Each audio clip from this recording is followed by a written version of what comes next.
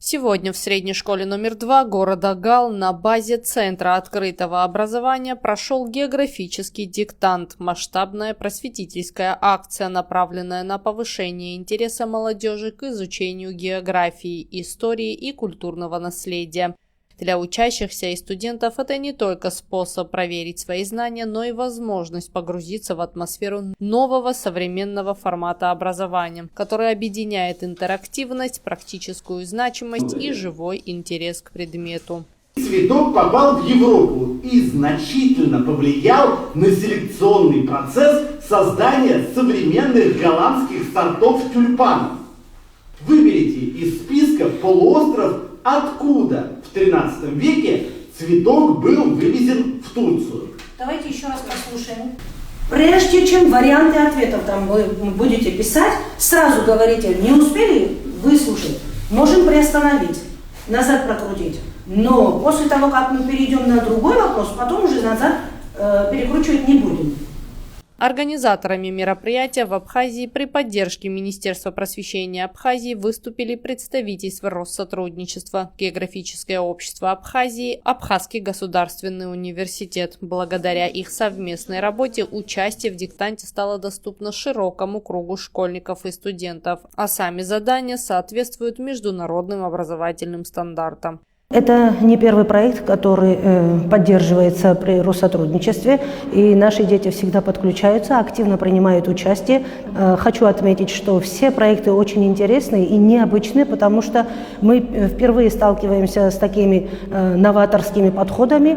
На этот раз могу еще раз подтвердить, вот как и исторический был диктант, так и географический для нас, и этнографический тоже проводился у нас. Он, правда, что вот новый формат, к которому мы только в этом году начали подключаться.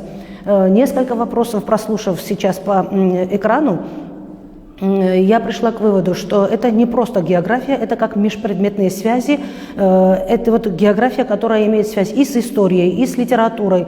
В основном были очень интересные вопросы, что касается Великой Отечественной войны. Нужно отметить, что в 2024 году географический диктант в республике написали 237 участников из 8 учебных заведений. Преподаватели отмечают, что подобные инициативы не только развивают кругозор учащихся, но и стимулируют интерес к географическим исследованиям, а также помогают формировать у молодежи навыки аналитического мышления.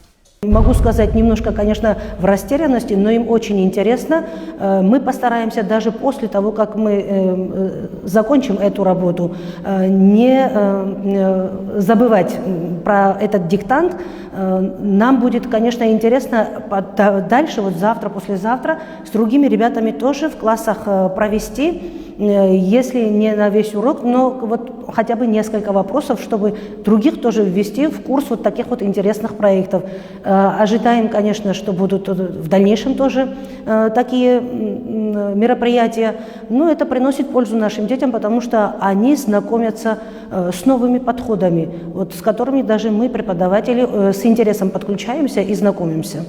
Организаторы уверены, что проведение подобных акций и дальше будет способствовать укреплению образовательных связей России и Абхазии, развитию просветительских проектов и популяризации научных знаний среди подрастающего поколения. Тая Басария, Борис Цацуа, Александр Хуторов, Гал Медиа.